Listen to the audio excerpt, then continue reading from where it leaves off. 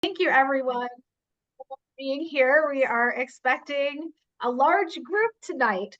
So thank you. We have a combined webinar with many of our Department of Education sponsored grants.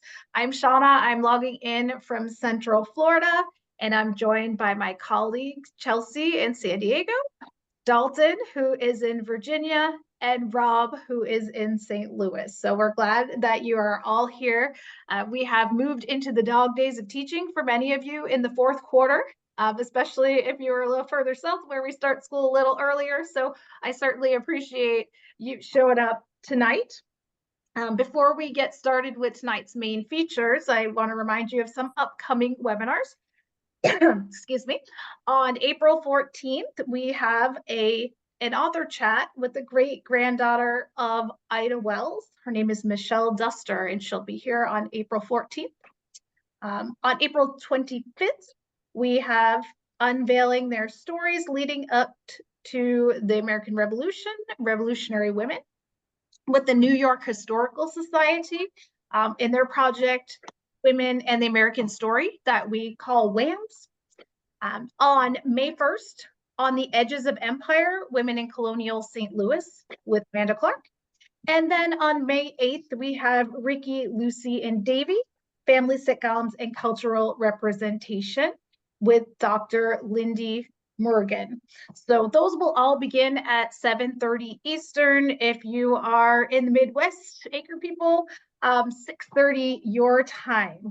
So we welcome active participation in the chat. If you are defaulted to host and panelist, just go ahead and change that blue button in the bottom right-hand corner so it says everyone. We really want you to interact with one another throughout the chat. There will be time for a Q&A at the end with Tom. And if you look at the bottom of your screen, you'll see, excuse me, a little black bar and a Q&A area. And you can put your questions there. If you put them in the chat, we'll probably catch them there as well. You'll also receive confirmation tomorrow of your attendance at the webinar. So that will come via email tomorrow. And you'll see a survey pop up at the end of the webinar if you could take just a few moments to fill that in. Tonight, I have the pleasure of introducing Tom Bober, a librarian, educator, and leader in the field of library science. Is a passion for promoting literacy and education. Tom's dedicated his career to fostering a love for reading and learning in others, and he's known for innovative approaches to library programming in the realm of children's and young adult literature. Tom is logging in tonight from Missouri, so send him some love, all my Missouri people. He is representing your home state. So without further ado, I'm going to go ahead and pass it over to Tom. Shauna, thank you so much. I don't think I've ever actually spoken to this many St. Louis people virtually, unless I was like in an in-district Zoom or something like that. So this is awesome to have all this Missouri representation. And I appreciate everybody from everywhere else across the US being here tonight. I'm excited to spend the next hour or so with you. Let me go ahead and share my screen here so that we've got all of this set up proper. Well, of course, that's not coming up with the right screen. Let me try that again. There we go. There we are. And let me bring up my chat window. Beautiful. All right. So we're here tonight to talk about using picture books in the elementary and beyond social studies classroom. Shauna told me that we might have some people from middle schools or even high schools here. So everything that I'm going to be talking about tonight, really, even though it's grounded in work that I've done with my students at the elementary level, a lot of this plays up very nicely, and we'll talk about how that happens. I think you're going to see how that happens at different levels as well. So I think that this is going to work well for everybody.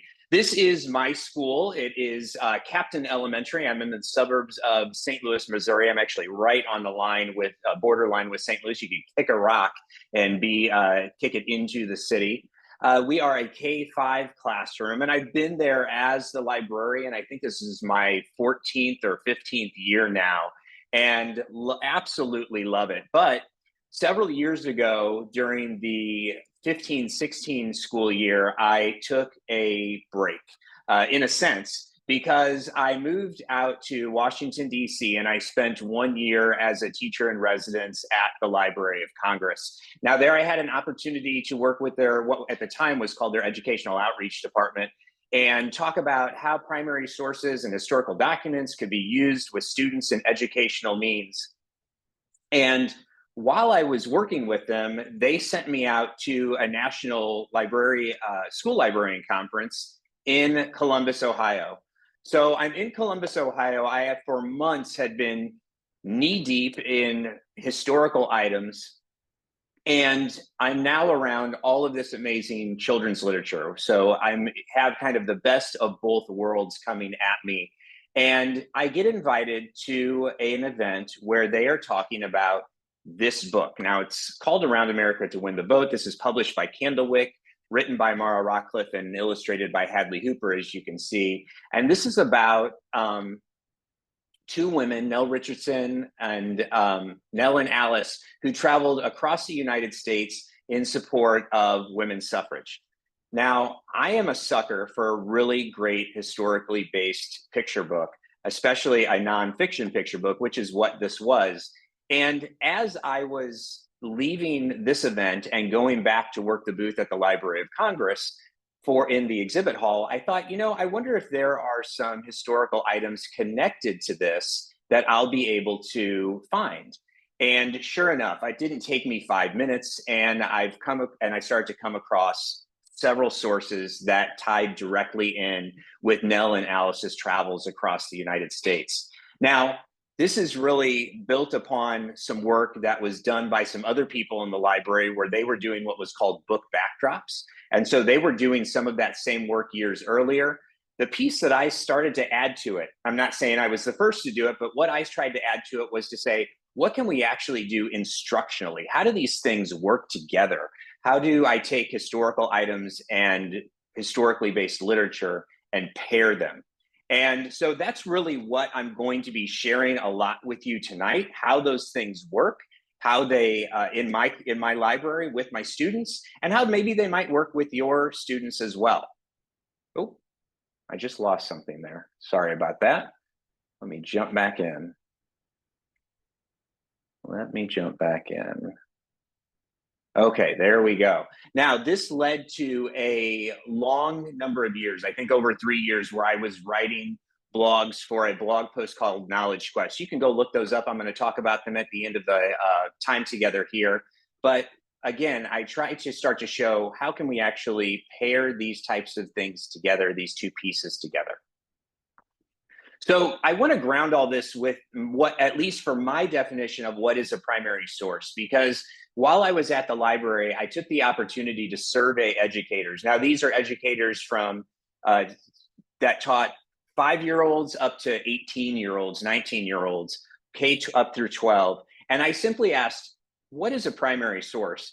And I would get a lot of very different answers. And so I'm going to share with you some of those answers, but I also want to share with you the definition that I came up with. You may be sitting with a different definition, and we don't have to necessarily agree on our definitions. I want to share with you mine, though, so that everything I'm showing you kind of fits into my definition, even if it may not necessarily fit into yours. Now, when I would ask people what a primary source was, often I would get people would simply tell me formats. So they might talk about primary sources are like letters and old photographs. The other thing I would get quite often is, well, a primary source is something that was created by a person that was at the particular event that you're talking about at the moment. But then when we get into some really interesting historical items like newspaper articles or political cartoons, that idea of was that person at the event that we're talking about, that gets a little bit tricky and hard to decipher. Now, the next thing I did was I went and talked with students when I got back into my school district, specifically high school students. And I talked to dozens of them. And I basically asked the question, what do you do when you are assigned at a high school level to find primary sources and you find that a source, but you don't know if the person who created it was actually at the event? And time after time after time, my high school students said, well, I don't use it. And so instead of treating it, for example, like a secondary source, it was simply abandoned. And there were some really rich and amazing resources that were that were not getting utilized by students. And so I wanted to create a definition that not only worked for me, but would work for my students when they're in elementary school, all the way up to hopefully when they were in high school. And so this is the definition that I use. It's fairly simplistic. I just simply say that a primary source is an item or object directly connected to a topic of study, whatever it is we're studying, and the related time period. If it meets both those criteria, we're going to go ahead and call it a primary source. Now, of course, some primary sources are better than others, and you've got all kinds of different layers that you get to talk about with students, but we use this kind of simple indicator. If it only connects to the topic and not the related time period, we'll call it a secondary source. And if it doesn't connect to the topic at all, we don't call it a primary, or we don't call it a source at all for whatever our topic of study is. Now, some misconceptions that I would sometimes get, not only from myself in the past, but from students and from educators, is this idea that a source is always primary or always secondary. I think I did this when I first started teaching many years ago, like this idea that we can just sort everything into primary or secondary sources without necessarily talking about a topic of study. That doesn't really work. The idea that this would come across in some of our definitions that people shared with me, that primary sources are fact, while secondary sources are opinion. I would argue that primary sources are often riddled with opinion and bias, and that is sometimes what makes them interesting. And I already mentioned this idea that primary sources are always firsthand accounts. I think that again, doesn't always work for a general definition. Unless you want to kind of narrowly define that for your students, for your particular area of study, I think opening that up opens up some really great resources for students to dive into with historical items. So why do I pair primary sources with picture books? There's a few reasons that I personally like to do it. One reason is I want to really dive into an event, an individual, or a specific time period. So when I'm working with my teachers and we're collaborating, I'm talking about what are you studying right now? And we're looking at if any of these events hit and I've got a related picture book, I'm often looking at if I can bring in primary sources into that as well. Now, for my people who are at the elementary level and you're trying to get more bang for your buck, I love the idea that we can start to look at either an author or an illustrator's inspiration or their research process or their writing process through the use of primary sources that they use to inform or inspire their writing that they do. And then lastly, another reason is that I love when students generate their own questions and use that to spur further study. So that could be generating questions from hearing or reading a picture book, or that could be generating questions from or reading or analyzing, a primary source. And there is no greater joy than I personally get professionally get than when students are answering their own questions, because they are as driven as I will ever see them in my library. Not only do they want to do the work, but they want to share the work. They want to talk about it with their classmates and they want to share it with you. It is something that energizes them. So if we can get that idea of students generating their own questions through the use of these materials, it is a huge bonus to not only their learning in the moment, but my experience is what's actually going to stick with them. We are going to dive right into analyzing a primary source. Now, I'm trying to bring my chat window up. There you go. I'm going to ask you to kind of take on the role of students for just a moment, and I'm going to bring this in as a primary source. You can see here that we have an image. And if I were going to introduce this with students in one particular case, I might say, friends, we are going to explore a particular moment and actually a particular individual, but we're going to start here with this image that was created around this individual. So we're going to analyze this. We're going to look at this like a historian might look at it. And we're going to ask 3 simple questions. But let me start with this question. I'm going to invite you to go ahead and put responses to this in the chat. The first thing I'm going to ask my students is I'm going to say, tell me something you see here that you think is going to help you make sense of this particular image. What pops out at you as important or relevant that you think you want to make sure that the rest of the group sees as well? If you see something that meets that definition for you, drop it in the chat. Holy cow, that is flying already. I love it. We've got a bayonet that's at the forefront. We see an American flag. We see the gun and the flag, And Bilal is saying, hey, that suggests to me that's an image from a war.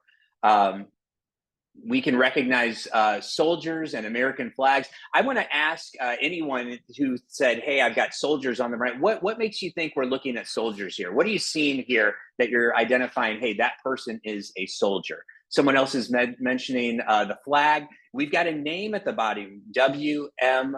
Allison, that's down there. So that might tell us something. I see weapons. I see horses. I see a dead body. Again, I might ask, what are you seeing with that particular person in the image that makes you think that that person is no longer alive? I've got a wagon wheel. I've got a rifle. Sorry if I'm repeating myself, but I'm just going through these quickly. American flag with soldiers that are in the background of this particular image. Theodore's saying, hey, I've seen a Civil War battlefield. Again, Theodore, I'd say, what is one thing you're identifying here? You might repeat something that someone else said, but what are you seeing here that's telling you this is Civil War time period? Celeste is mentioning that we've got a woman here and helping the soldier. I'm going to ask a little more defined, kind of push a little bit. What is that person doing to help the soldier, in your opinion? What's going on there? Woman wearing a cape, woman nurse. Jill, why do you think it's a nurse? I'm catching up maybe a little bit. I'm skipping past because we've got so many great responses going on here, but I can't read them all. And here we've got Sarah kind of asking a question, a woman, then she's got nurse with a question mark, giving a man a canteen. So we've got that visual of the canteen being identified. Sorry if I missed someone else saying that earlier. Fallen soldiers, flags in the background. This broken wheel, it doesn't look like it's necessarily properly attached to something. And again, if I want to push my students, I might say, how do you know it's broken? But I think given that angle, we can probably say that fairly confidently.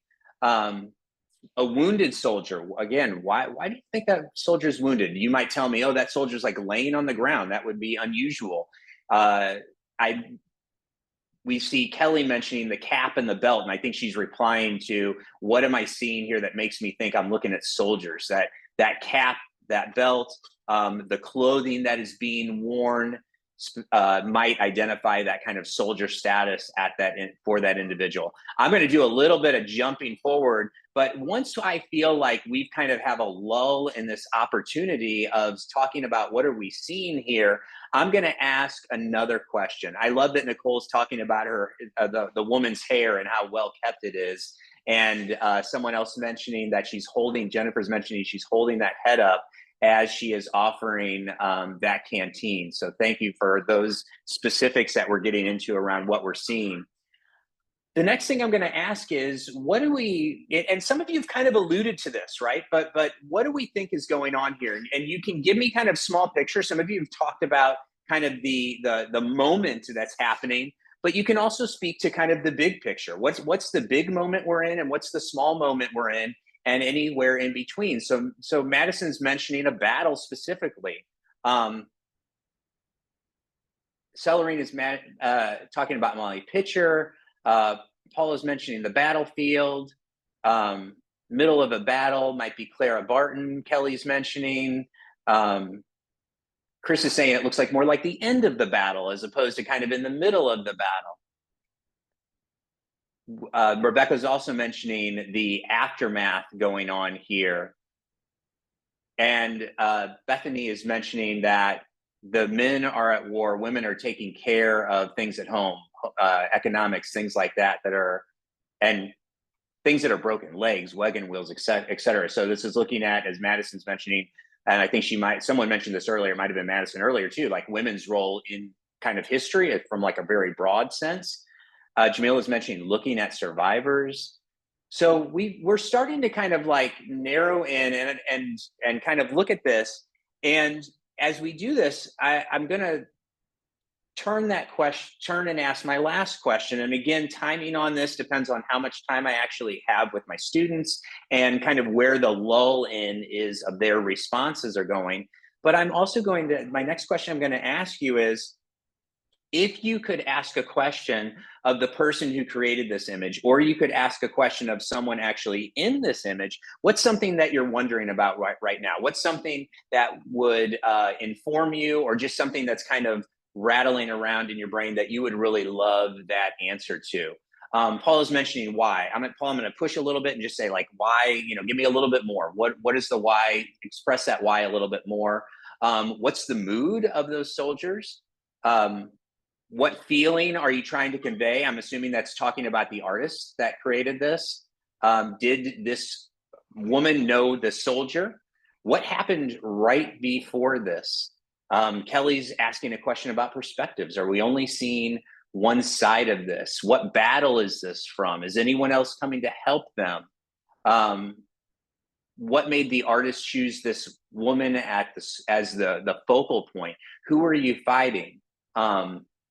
Is there a story here that inspired this particular piece of work? Is this an image of winning? Sherry asked. Are they winning the war? Is there some significance to the individuals in this image? Why the wagon wheel? Why is that there? Was there a crash? Did he get shot? Is he just exhausted? So we can, and keep those questions coming. I love seeing them. We can get questions that are extremely personal, kind of in the moment. And we can get kind of like those bigger, broader questions of like, what is this battle? What is this war? What's going on here in this kind of big picture moment? And let's even like get inside of the heads of the individuals here as well and ask those types of questions. All of those questions are fair game. Now, as I would ask my students these questions, we would kind of wrap this piece up. And I love the fact that we're left with a whole lot of questions. I mentioned earlier this idea of getting students to ask their own questions. And I want to thank you for not only asking a lot of great questions, but making a lot of great observations and a lot of great interpretations through this particular analysis. You can tell that we did a very quick analysis. That was just a few minutes. My analysis with my students might be a couple minutes longer, depending on the age group and depending, again, on how much time we have. But we're going to, in this particular instance, take this analysis and we're going to bring it into this story. And the reason I'm doing this, I want to point out, is because I'm left here with a whole lot of great questions. And so we're going to bring it into this story. This came out a couple of years ago. It's called To the Front. Clara Barton braves the Battle of Antietam. And this particular book is beautifully written. It is filled with wonderful quotes from Clara Barton herself about this particular battle. And that particular image was a depiction of Clara Barton, if memory serves, from that particular battle as well. That was, of course, created by an artist, a third person. But we get this connection between the individual in the image and the individual that's focused in on the book. And here now we get an opportunity to answer all kinds of questions, hopefully, that come up from students. Now, we're not going to get a chance to fully explore this book today, but when I do something like this with my students, when I've read this particular book with my students, and I'm usually the one writing down all of their questions that they're asking them on dry erase boards next in my library, we then have those sitting right next to me then reading that particular nonfiction picture book. And so it's an opportunity for me to pause as we go along and bring the questions into the story itself that students are asking. I love this. Just want to show this particular image. And I love it because in a lot of ways, to me at least, it mirrors the image that we just analyzed, right? So we've got an illustrator many, many years later giving kind of their own depiction, potentially inspired by that same image that we just looked at. We've got some text here as well. We've got Clara's hands like wings swoop down to lift the fallen. Clara's hands like cups reach out to feed the hungry. Clara's hands like tools dig deep to mend the broken. Clara's hands like prayers hold hope to soothe the suffering. I love the language that's used in there. And if you haven't dug into some of the rich nonfiction picture books that are available that have been coming out in the last few years, I really encourage you to do so, because some of them have this beautiful language like this. One bigger question, in addition to using this to help students answer their own questions, but one bigger question I love to ask my students with this particular piece is talk to me about, and this might be used more as like an exit slip for me. And sometimes I do exit slips as individuals. Sometimes I let groups talk as pairs or small groups and then create their own exit slip from there. But the exit slip is this idea, this particular exit slip. I love the idea of, let's look at the primary source and talk to me about how Clara Barton is depicted. And now let's look at this picture book, which in essence is a secondary source, right? It's nonfiction. It's about Clara Barton, but it's created, decades and decades later. And let's look at how Clara Barton is depicted in both of these particular mediums. How can you do a little bit of comparison, and how can you do a little bit of contrast? What's connecting for you there, and what are some things that feel potentially very different? And that gives students an opportunity through that whole process, through analyzing the source, through experiencing the picture book and answering their own questions, and then having that opportunity to have a little bit of a deeper discussion around Clara Barton and how she's depicted, around what kind of person she was and is perceived to be, coming across through these two different mediums. One thing that I try to do every time that I'm bringing a picture book and a primary source together is I'm trying to make sure that whatever I'm doing with my students, however I am combining these particular pieces, that what I'm coming out with at the end is essentially greater than the sum of their parts. This is better than me just giving the primary source and doing an analysis. This is better than me just reading the picture book. I want to combine them in a way that is actually going to kind of fully benefit the students and their thinking and the observing and the critical thinking and the historical thinking that they're going to be able to do.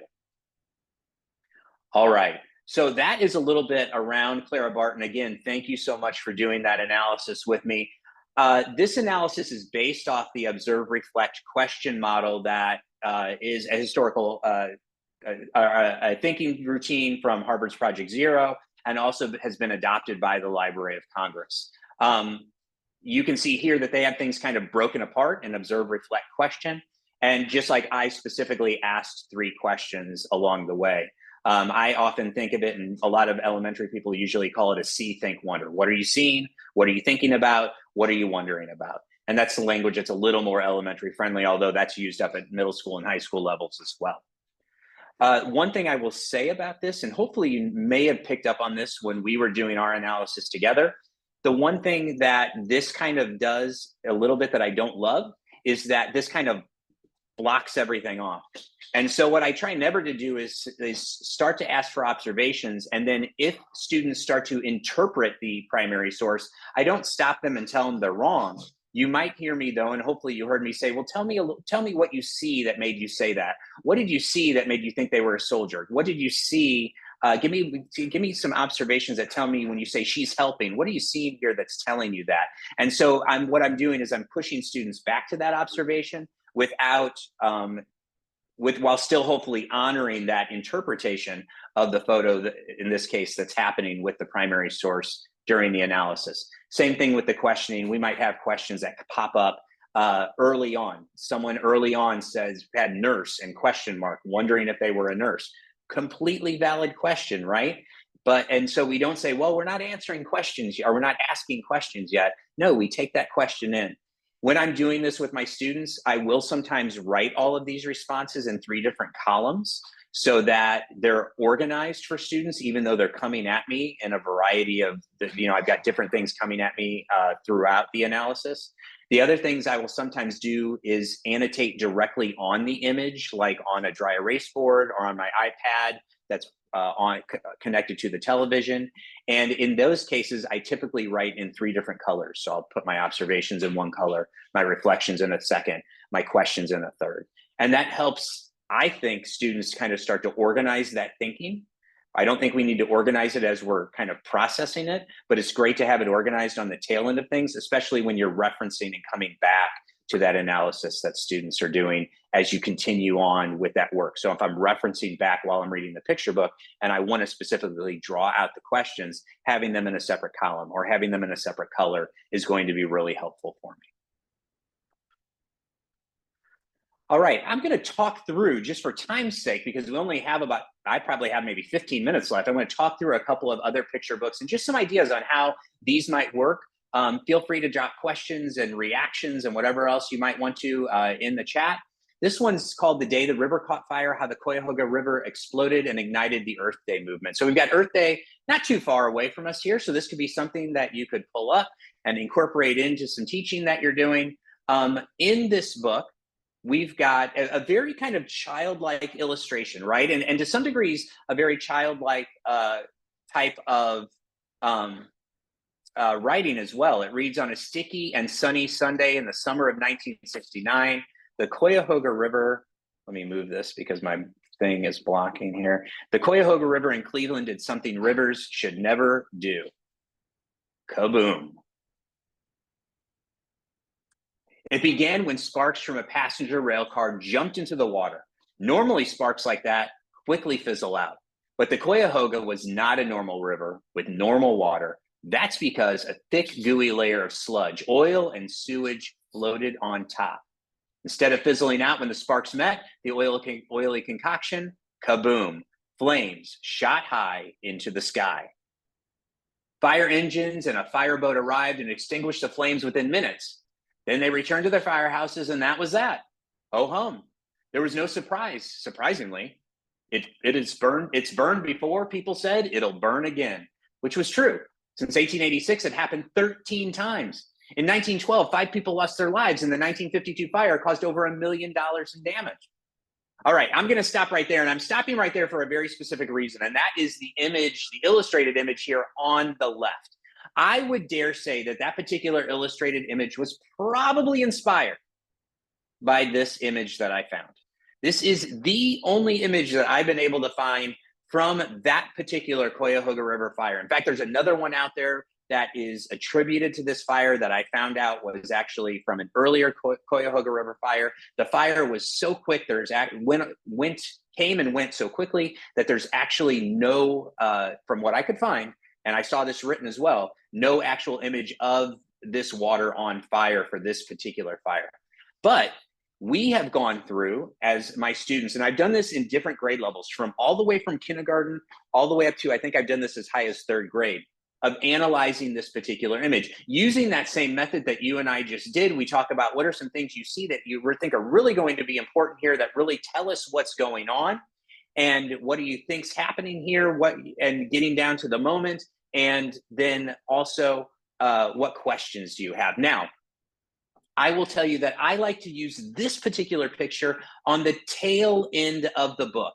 And I like to do that for one particular reason. And it is, if you notice in the upper quadrant of the image, there are what appears to be 3 people on the bridge. And I will tell you this, even when, my experience is, even when students know how this fire started, they know what was going on, they will concoct all kinds of stories around those 3 people on the bridge. And so we sometimes have to say, hey, like, when we talk about what we think is happening, we also have to use the knowledge that we already have. And we just read a book about this. So what do we think is going on at this moment? You know, when do we think this moment is? Those types of things. So sometimes students go off on wild hares. You might have noticed during our analysis that we did, it was very open. You guys were contributing all kinds of things, but nothing was kind of going off into left field. When it does, I like to just kind of give that gentle reminder of what kind of thinking we're doing at this moment, so that things don't get, pardon the pun with the train picture here, but totally derailed. This is, I think, a beautiful picture. You see the char on the wood, you see the boats. We had a lengthy conversation amongst 5 and 6-year-olds around what was actually coming out of that boat. Was it water? Was it foam? What was actually happening here? In the background, you might see that what I think is a bush or a tree of some sort. There was a lot of conversation around that. There were lots of conversations around the tracks, the char, what looks to be kind of like some foam or spillage or not water, essentially, on the boat. All kinds of great information. Now, when I'm using this with older students, so we talk about doing this with older students, I might not bring in this picture. Instead, what I might bring in is this, and this is the fire report from that particular fire. If you scan down, specifically look at what's been kind of typed in, You're going to see that train crew telephoned maybe 10 minutes into the fire, that it was uninhabited. I love that you can read that there was an oil slick on the river surface. You get an approximate size of that oil slick. And then also what started that fire, the sparks from a diesel locomotive was there. And then I pasted in just because I couldn't fit the whole thing in with us being able to read it properly. But oil slick on the river stagnant under the two trestles together with debris accumulated in that oil slick. Now I'm going to go ahead and go one more page because this is a 2-page report. And here you get more of the narrative that's going on. Now, when I have students analyze this, we actually do an analysis of this as well. And it's very similar. What are you seeing here that you think is vitally important that you want to make sure that you point out because it's helping you understand the moment? And I love, again, to use this after we read the book, because Barry Wittenstein, who wrote this book, was only able to, was only able to put so much into a 32-page picture book, right? There's only so many details that are available to be kind of crammed in there. And so this does a great job of expanding those details. I suspect Barry Wittenstein read this fire report. I don't know that for sure. I've never had an opportunity to ask him, but I suspect that he did. And if he did, he made some decisions to pull this out. So again, we can look at from a researcher point of view, what is valued here, but I love to use it from this point of view of, here's what I know, but now I'm using this primary source, to build upon what I already know. And how can I identify those things? What is my thinking around that? And what further questions do I still have? What is this not answering? And how can I then potentially reach out to find even more and even more, even more? There was a lot of questions still when we did this with slightly older elementary students around what this particular boat, how this particular boat worked, and how it funneled whatever it was spraying. Now, we depicted that it probably was just pumping water right out of the river and then spraying it onto the fire. Some students had an issue with that because they're like, wait a second, if there's an oil slick on top, could it just be, essentially reigniting the fire? Other students are like, well, no, if the boat has lines, deep under the boat, that's not going to pull up anything that's floating on top of the water. Instead, it's just going to spray it with water. There was wonderful kind of almost STEM-like conversations that were going around, but they had this desire to dig deeper into this particular piece. Nicole's mentioning about a trestle and vocabulary. Absolutely, you can start to bring vocabulary into all of this. You can start to, that comes into this. And sometimes identifying that vocabulary and having a quick way that you can give a definition that's not necessarily out of your mouth, but out of the mouth of another source is a great way to handle that when you know that might be coming. So many ways that you can approach this. And these aren't the only two sources out there. There's many that are connected to this event. And if you read this particular book, the whole second half of the book gets into the Earth Day movement. You get into a whole other group of primary sources that you can bring in around the first Earth Day. There's some wonderful pictures on the Library of Congress website around New York City, all kinds of great things. All right, friends, I'm looking at time. I want to make sure we have a good 15 minutes for Q&A. I want to finish up by talking about the indestructible Tom Crean. This is my newest obsession. I cannot get enough of this particular book. Unfortunately, I meant to bring it home with me and I forgot it. So I'm just going to have to tell you that this is about Tom Crean. He was a gentleman who made three trips in the early 20th century to Antarctica. He started out as just kind of a helping hand on one of the ships, and he worked his way up.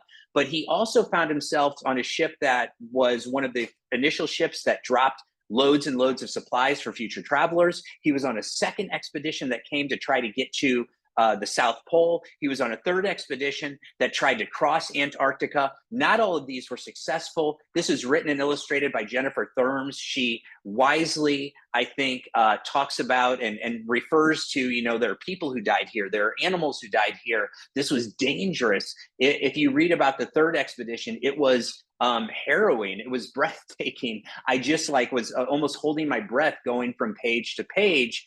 Even in this kind of very kid-friendly illustration, that suspense and that tension is all really there. So this book has a lot going on with it. One way that I'm planning on using this, because this is a newer one for me, I haven't used it yet, but I've started to pull the pieces together, is that I've started to pull these pieces, and I want to know how newspapers are reporting on all of these expeditions that are going on, because this has to be big news at the time. I'm actually teaching my unit now on news literacy that we do every year, and we hit on news literacy in different ways, kindergarten all the way up through 5th grade. This is a way I want to talk about historical news as well. How were people getting their news? What kind of things were they reading? This particular article is from referring to Evans, who was with Crean. They were two of three that were sent essentially on a rescue mission to get help for the rest of the crew. Evans did not do well. If you happen to be reading this kind of large, this bolded out text here from the article, to the point where Evans, suffering was so intense, he bit through his lip. He begged to be left behind, and Therms references some of this in the book, but this gives some other incredible detail that, again, the picture book itself cannot hold. This is where I think getting into middle school and even high school is great, because this is from a resource on Chronicling America. Now, Chronicling America is, I believe, the largest repository of free historical newspaper articles. And so Chronicling America, you can use newspapers.com if you have a subscription to that. Chronicling America is where these came from. It's my go-to, because if I point to anything, I know it's going to be free for whoever can get online. And my students, my upper elementary students, and I think this is great for high school, great for middle school, because you can kind of view Chronicling America as kind of sort of a database. Essentially teaching them how to search this effectively is a really great skill to have. We've done this before, where students have searched Chronicling America for a story. In fact, that Around America to Win the Vote, around the story of Nell Richardson and Alice Burke, and looking for how were newspapers reporting this. And I think we might do something very similar with these particular Antarctic expeditions. This is from the last expedition, focusing in more on the ship's captain. But again, and so the main character of Therm's story is not mentioned here, but this is from the same expedition. And so you get this idea of that, again, there's this another rescue mission that Crean was sent on, and they ended up getting to from Elephant Island to South Georgia on the tip of South America, and they are going for assistance. They can't get individuals to come down and help them. And if you read at the end of the article, hey, we were going to send a relief expedition from England. That's been abandoned. And a whaler will be sent from the Falkland Islands to rescue the marooned men. Now, this is at a particular moment in time, because what we find out from Therm's book is there actually had to be 4 attempts before this whole crew was rescued from Antarctica. The time that took is amazing, and you start to see it unfold in a much more dramatic way through the newspaper articles. So asking students to not only search, but to search within narrow time periods, to look for evolution of story that takes place, and then to bring it back to Therm's secondary source, where she kind of has all the information and she has summed it up, I think is beautiful. Another piece that I want to make sure I reference really quickly is this, the back matter. So if you look at the Therm's back matter on the left, you see that last expedition leaves August 1st, 1914. They come back October 8th, 1916. It reads, the men return to Europe and World War I. These guys are leaving right at the beginning of World War I. If you look at the timeline here on the right, this is from Library of Congress. And so this idea, I love this idea that picture books, especially kind of lesser known stories, can be this kind of lead into this idea that the history, we kind of like silo things often, but this idea, even at an elementary level, that there's lots of different things that are going on at once, and we can explore that much more deeply, not only through the children's literature, but through the historical documents that we're able to dive into. Now, a couple of resources that I want to make sure that you're aware of. One of them is the TPS Teachers Network. This is a network for any educator who is interested in exploring primary sources. If you join the librarians group, even if you're not a librarian, you don't have to be, but if you join the librarians group, you're going to see lots of curated sets of primary sources that are set around picture books. Most of those are created by me, but not all of them. For my St. Louis crew here, this one called The Wildest Race Ever is around the marathon from the 1904 Olympic marathon, which of course my St. Louis friends know was in St. Louis. All kinds of great images, articles, and the like around there, but all kinds of different formats of primary sources, whatever is appropriate. I usually gather about a dozen different sources onto the TPS Teachers Network. You do have to sign up to be onto the network, but there's no kind of fee or anything like that. It's just free to sign up. Also, I mentioned earlier Knowledge Quest. You can feel free to explore Knowledge Quest. And if you just search for Knowledge Quest and my name, you'll get to all of my blog posts. I haven't done blog posts in a little bit. I'm actually going to be getting back to them into the summer and next fall. I've taken a little bit of a break, but I've got, like I said, I think over 3 years, so dozens of different articles that are tied into all kinds of amazing picture books. In each of them, I talk about one activity you can do with the picture book and primary source pairing, but I also link out to a whole curated set of primary sources. So you can think about, well, maybe I want to do something for older students or younger students, and you can look at different primary sources and how those work. Lastly, I also have a primary source podcast that I have out there. This I've also taken a little bit of a break from, but there's a good 10 or 12 different interviews with picture book authors, historically based nonfiction picture book authors, where they talk about their book. You can see I have an interview with Barry, so maybe I did ask him that question about the day the river caught fire, but you can see that we've got all kinds of great interviews that are available. I not only think that these are great for teachers to listen to give them ideas, but I actually play portions of these even for my students so they can hear directly from the author. And in these, the authors are talking about the primary sources that they came across and how those primary sources influenced their own writing, their own research that they did. Lastly, I'm going to give just a brief shameless plug around two books that I had the honor to write. One of them, Elementary Educator's Guide to Primary Sources. This works really well for middle school and middle school teachers as well, I think, but it's how to use primary sources in an educational setting. And so some of what has way more than what we talked about today. It does touch on the picture book pairing aspect.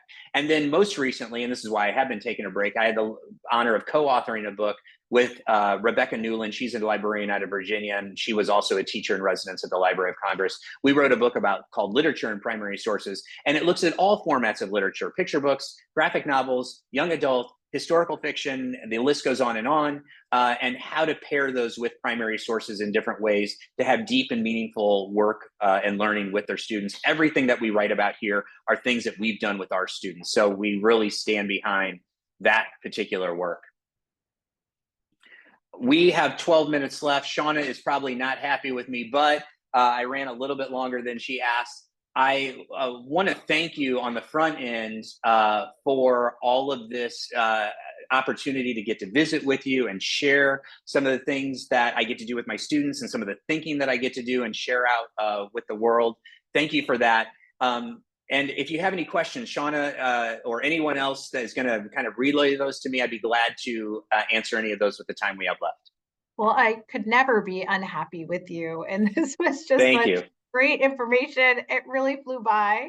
I'm sure other people felt like this was just rapid fire and great information. One of the questions is, we have it twice, so it's in demand. Would you share a book list of books that you use frequently? Yeah, so the best book list you're going to find from me is there's one thing that's already out, and that is looking for those blog posts on Knowledge Quest. That's a full list of everything that I think is great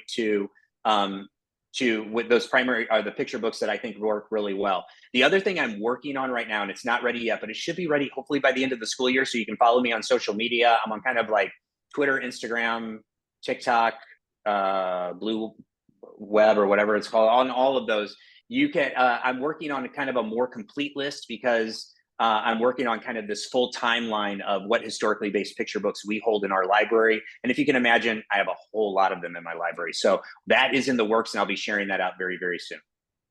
Okay. This question is from Connie. The idea of newspaper literacy at elementary level is intriguing. They don't have a media specialist at their school, so any site recommendations specifically for elementary?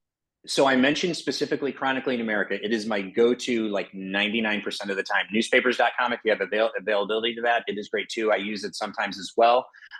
What I would say, depending on the age of the student you're using, or you're working with, excuse me, is you can bring in and just use headlines and do an analysis of headlines, do an analysis of advertisements. You can find kind of cartoons that reference moments of the moment or events of the moment, and you analyze those. So there's all kinds of different entry points, especially kind of low text entry points if you want to.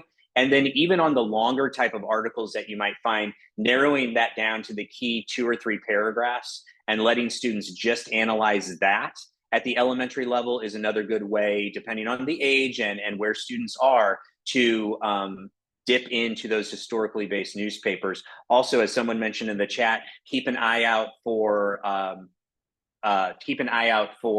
vocabulary that students might not be familiar with, and be ready to share those vocabulary terms and what they mean to help students process that information. Fantastic. Our next question is, I've used picture books with my 7th graders, but I struggle with them to differentiate between primary and secondary sources. Can you tell more on how to pair the two to make more impactful lessons? So I think the biggest thing that I can say towards that, when you talk about students are struggling with kind of differentiating the two, is to have a really clear definition that you are using regularly and incorporating into what you do, not just when you're pairing those two pieces together, but kind of throughout. So for example, when I'm reading a historically based nonfiction picture book, even if I'm not bringing in a primary source, or even if I'm just book talking it, I'm describing this as a secondary source. And if I'm bringing in the primary sources, we were talking about the eclipse from earlier this week. And I was sharing the picture that I took with my phone and the picture that my cousin took, which was much better because he had better equipment. And I was talking about that as a primary source, and then weaving that definition into what I was using. Hey, this was something that was created directly about that event and connected to that particular moment, that time period from it. So, and then I sometimes, depending on the age, would even say, just like even your pair of glasses that you wore, or if you watched a news broadcast about it, any of that is also going to be, I would describe as a primary source. So getting that clear working definition, I think, is going to be a key element into getting students to help identify which of these sources are primary, which of these sources are secondary. The second thing I would say is make sure that as you're incorporating those two, in your mind, have a really clear purpose for why each one of them is there. Early on, when I was using primary sources, and this happens sometimes too, like if I haven't clearly defined why I'm bringing in the source and pairing it with the book, then it falls flat. If I don't bring it in at the right moment, does it need to be in the front end? Does it need to be in the back end? Where is it going to play best? That might be a reason that things fall flat. So thinking around purpose, thinking about timing, those are a couple other things that you can consider as you're working through what's going to work best with your students. Fantastic. Bill asks, any recommendations on the American Revolution and or the 13 colonies?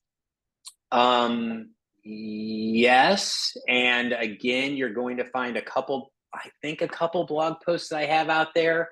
And then as I get that bigger list out, and again, I wish I had it done yesterday, but I unfortunately am, working on it on the side. So keep an eye open for that on social media. If you don't see it, you can feel free to reach out to me on any social media, and I'll be glad to share it with you. All right, and we do have time for some more questions. And Patricia wrote in the chat that picture books are great for students of all ages. And in my former life, I was an AP teacher. And even for AP students, picture books can be great. So I wholeheartedly agree with that as well.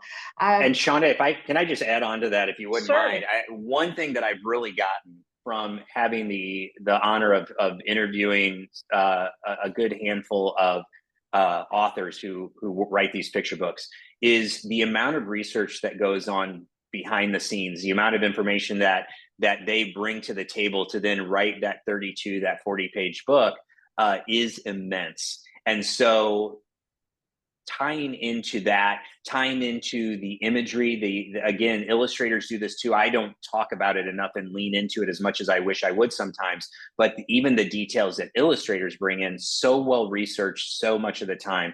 And again, I mentioned this briefly with our third book example, but leaning into that back matter, those pages in the back of the book are usually where so much of the great material that the author couldn't fit into kind of the story arc that they decided to tell, it ends up in that back matter. And there is amazing stuff in there that you can that can encourage students again to kind of dig even deeper, to ask different questions, and to go in different directions than even that particular story with kind of a beginning, middle, and end gets us to do. Great. Captain Library, they would like to know where to find you. Okay, so I mentioned earlier, I'm on X, formerly known as Twitter. I'm on TikTok, not as much as I want to be, but a little bit. Instagram, certainly. And Blue Sky was what it was, not Blue Wave. Blue Sky was the last one. And all of those, I'm under the handle at Captain Library, all one word, no dashes or anything like that. So fairly easy to find me. And I want to offer, if questions pop up along the way, as you hopefully try some of these things, or you're not finding something you would hope you would find, or I mentioned something and you're not sure how to get your hands on it, reach out to me in any of those avenues. I'm glad to point you in the right direction. And this isn't just for this week or this month. I just answered somebody from something they saw like a year ago, and they're like, I can't find this, or you mentioned it, now I'm ready to use it. I'm glad to point you in the right direction. The other thing, Shauna, that I don't mind doing within scope is I sometimes have people reach out and they're like, hey, I'm wanting to use this picture book and I can't find any primary sources, or I'm wanting to do this picture book in this primary source, but I have this one question. I'm glad to drop 10 or 15 minutes to answer a question like that and spend some time doing a little bit of digging, or if I can't find it, to hopefully point you in a direction where you can find some things. Because to be completely honest with you, finding the primary sources and then figuring out, okay, based off what I found, how do these things fit together? But finding the primary sources, for me at least, can often be the most time-consuming thing, because they're not always in kind of the easiest places. I have my go-tos, Library of Congress, Digital Public Library of America, Chronicling America, I mentioned. Smithsonian Learning Lab can be a great one, depending on the book. So I have my places, my go-to places, but then sometimes I'm digging into these really obscure places as well. And those are sometimes hard to find. And so if I can provide a little bit of help with that, I am always glad to spend a few minutes and again, kind of do a quick search and say, here's what I found, and hopefully point you in the right direction of finding even more. Thanks, Tom. I think we have time for one more question, and I see more questions than that in the chat. So we will send those to Tom and have him answer those and get those answers back to you. I see a lot of questions about fourth grade in particular, what books to use. But this question is from Audrey, and it's a really good one. Do you have a list of ways to engage families to get students more intrigued about social studies? That's a struggle.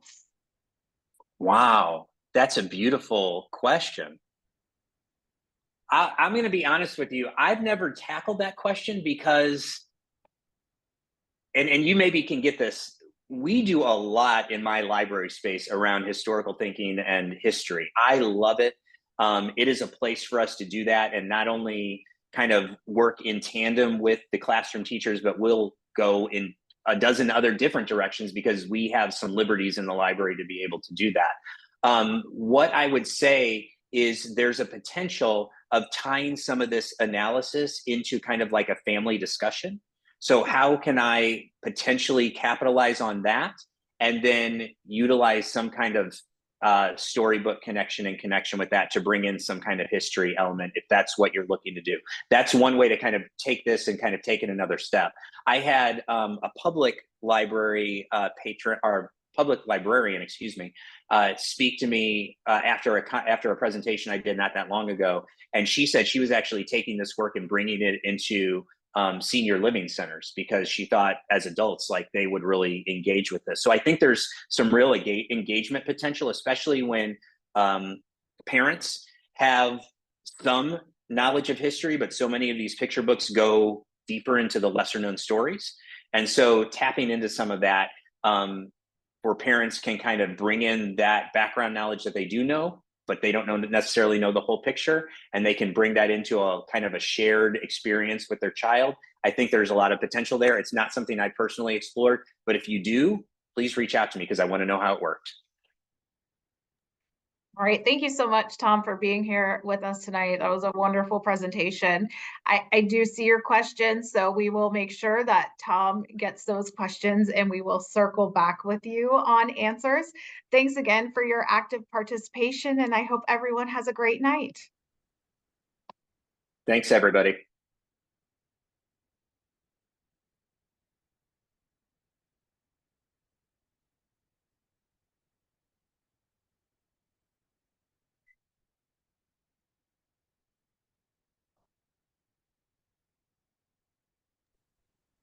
All right. Thanks, everyone. I hope everyone has a great night. Thanks, Tom. Thank you, Shona.